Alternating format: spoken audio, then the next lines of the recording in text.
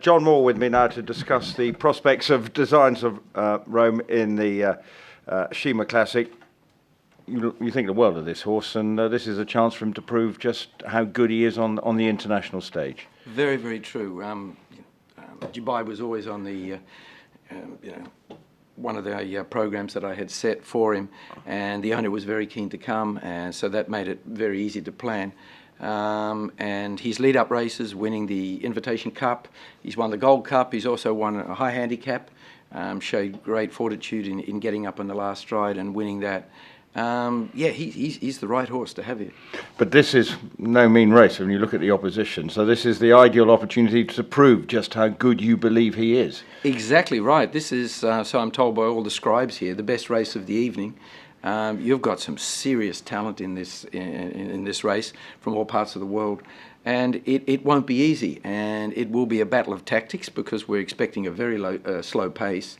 But we've got the magician on board. He's arrived. We've had a quick chat this morning, and we'll be trying to do some sort of speed map to work out, where we want to be. But gate 7, perfect gate for him. So, think it's going to be a slow pace. Is that though still going to suit your horse, or would you have liked it if the way you think it's going to run rather was the other way around? Well, you got to, from his race pattern. He always gets out, he detaches himself, and he gets very lethargic. You've got to stoke him up and make a run virtually at the 600 and sort of join them at the corner. You give him a break there, a breather, and then he'll kick on again. So there's 2 runs in him. So from this point of view, as it will be a very tactical race, I think he'll just get closer in the running. He'll be just idling at the back, and they'll be probably off at 27, 28 early. Very, very easy quarters. And from then he can just track up. And I told Joe, be very careful of the fact that somebody might kick at the half mile and try and steal it or something and make back-enders, make them hard to make up the ground. So we're very aware of this. But I don't see this particular speed in the race is a problem. I just think he'll latch on very easy. He'll be just right up with Harp Star. So you want the horse, just keep him up near the front and don't get basically caught napping is what you're. Well, not up near the front, no, because we're drawn 7, and we had no aspirations of getting up in the first 3 or 4 anyway, even if we did draw a gate. But drawing gate 7, you can be in contact with the field. There's only 9 runners. You can be close. Instead of a field of 14, where you might have 4 to 6 lengths, between first and last. This is a whole different scenario. So my opinion is, and in the opinion of Joe, we can latch on, to the rear of that small field, and if somebody does make a move, we're ready to kick with them. I know you're a confident person, but I get the sense that you really think, even though with the strength of this opposition, that your horse is still going to come out as the number 1. Well, I don't want to count the chickens before they hatch, but I can assure you that he is the real deal. He's done everything, and he knows where the winning post is, and he's genuine. And since he's been here, do you feel that he's in the condition to do what you expect him to do? Well, my girlfriend and I had a good look at him again this morning while he was walking around having a pick and his polos. Of course, he doesn't miss his polos, he's an addict. But walking around, he's dappled up. He just looks absolutely, as we Australians say, cherry ripe, ready to go.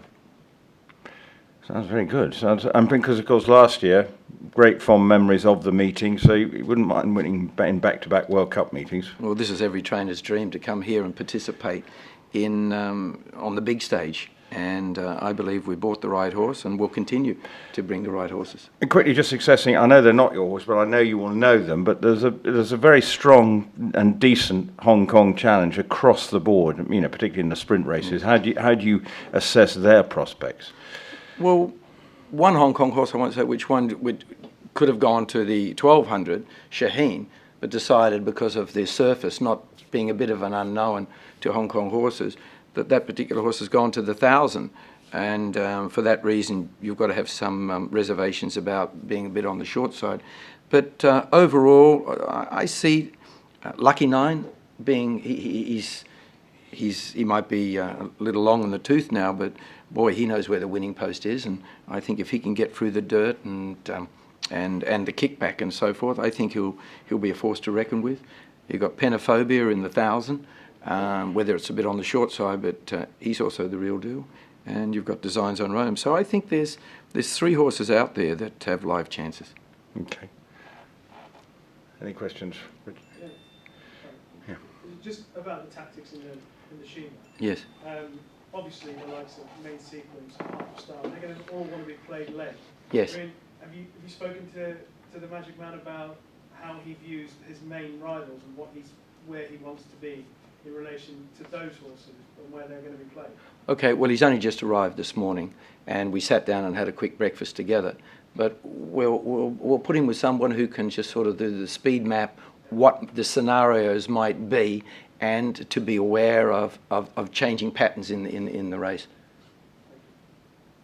He's a funny horse to watch, isn't he, Designs on Rome, in the sense that, as you say, he looks lethargic, but he always seems to just get there. Is it your view that there's stuff left the whole time, that he just saves for himself, or is that just the way he is? No, I think you've summed it up very well. He just saves himself. He only does what he has to do. As Tommy Berry said to me, I pull the whip in the left hand, I give him a few, and he said he just won't make up that necessary ground. You pull the whip through to the right and you give him a few, he'll make up a length very, very quickly. So really, as you said, he's saving himself. There's something in reserve. There was an interesting article about Moreira's ability to get horses to change legs, Brazilian Yes. riding style. Do Yes. you think that has some impact on him, in the sense that you say he sort of just, yes, he goes quiet and then finds a bit, goes quiet, finds a bit, Exactly. times it right. You've got to stoke him up. You'd say at times he wasn't genuine and he's just holding back.